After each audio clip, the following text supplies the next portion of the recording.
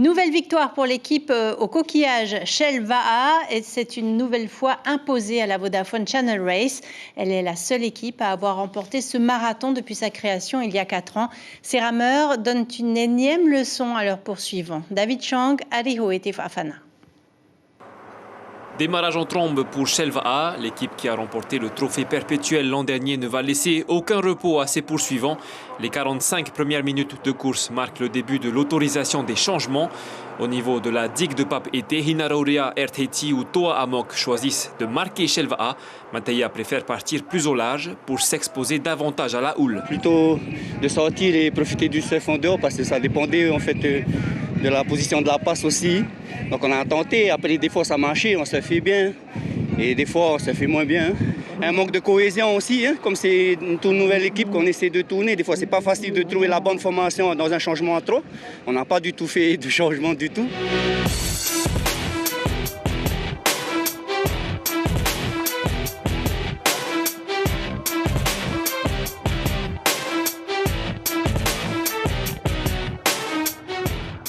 Ce n'est qu'à la passe de Mooria que les rameurs découvrent si leur choix de cap a payé. Le marquage s'avère efficace pour RTT qui est deuxième.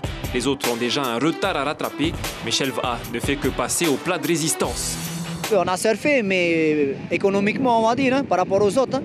Ils étaient en haut régime tout le temps, mais la course, c'est pas la moitié, il faut être devant. Il faut garder les réserves pour la fin.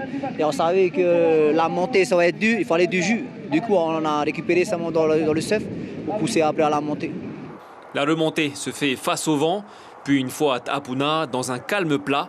Après 1 heure de remontée dans le lagon, l'issue de la course est scellée. C'est une 4e victoire consécutive.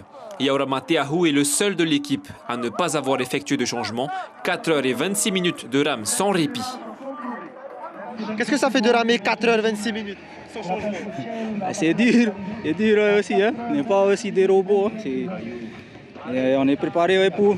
On a montré au Teito qu'individuellement on était prêt. Après, il fallait juste être collectif aujourd'hui, faire la différence. Dans le lagon de Punauia, RTT a dû redoubler d'efforts face à Toa Amok et Paddling Connection pour conserver sa 2e place. On a dit pour le Tahoe, on a toujours ramé comme ça. Et c'est juste en fait le départ. On a eu beaucoup de pépins, on est revenu de derrière, on a fait notre film. Du coup, au feeling, on est arrivé à la 2e place.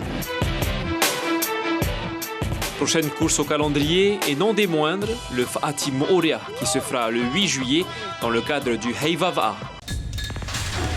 L'information en continu sur Polynésie la première, Internet et réseaux sociaux.